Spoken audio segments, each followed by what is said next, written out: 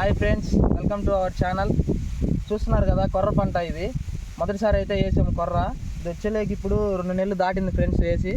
చూసారు కదా ఎంత పొడుగునుందో. ఇది చూడండి, ఇప్పుడే పాలు పోసుకుంటున్నాయి గింజలు.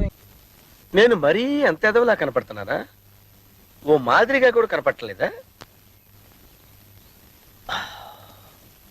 ఓకే, ఇంకొక నెలన్నర అయితే మనకి చేతికి వస్తాయి గింజలు. అప్పుడు కుప్పేసుకోవచ్చు. చూడండి ఫ్రెండ్స్, పెద్దగా ఖర్చు ఏమి అవ్వదు ఫ్రెండ్స్. ఇది మొదటిసారి వేసాము.